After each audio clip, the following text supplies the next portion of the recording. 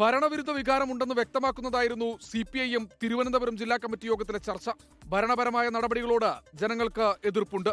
അത് വോട്ടെടുപ്പിൽ പ്രതിഫലിച്ചെന്ന് നേതാക്കൾ ചൂണ്ടിക്കാട്ടി. എല്ലാം ഭരണത്തിന് വിട്ടുകൊടുത്ത് പാർട്ടി മാറി നിൽക്കുന്നതിന്റെ കുഴപ്പങ്ങൾ ഏറെയുണ്ടെന്ന് നേതാക്കൾ വിമർശിച്ചു.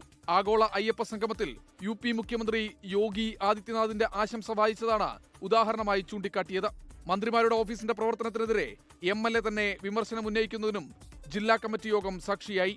മന്ത്രിമാരുടെ പ്രൈവറ്റ് സെക്രട്ടറിമാരുടെ മുന്നിൽ ഓച്ഛാനിച്ചു നിൽക്കേണ്ട ഗതികേടിലാണ് MLA-മാരെന്നായിരുന്നു വിമർശനം. നെയ്യാറ്റിങ്കര MLA KA ആൻസലിനാണ് ഈ വിമർശനം ഉന്നയിച്ചത്. MLA-യും മുൻ മേയറുമായ VK പ്രശാന്തും വിമർശനവുമായി രംഗത്തെത്തി. മേയർ ആര്യ രാജേന്ദ്രന് എതിരെയായിരുന്നു VK പ്രശാന്തിന്റെ വിമർശനം. മേയർ എന്ന നിലയിൽ ആര്യയുടെ പ്രവർത്തനം ശരിയായിരുന്നില്ല. നഗരസഭയെ ജനകീയമായി മുന്നോട്ട് നയിക്കുന്നതിൽ ആര്യയ്ക്ക് വീഴ്ച സംഭവിച്ചിട്ടുണ്ടെന്നായിരുന്നു പ്രശാന്തിന്റെ വിമർശനം. വിഭാഗീയതയാണ് നഗരസഭയുടെ ഭരണം നഷ്ടമാകാൻ കാരണമെന്ന് മേയർ സ്ഥാനാർത്ഥിയായി മത്സരിച്ച SP ദീപക് ആരോപിച്ചു.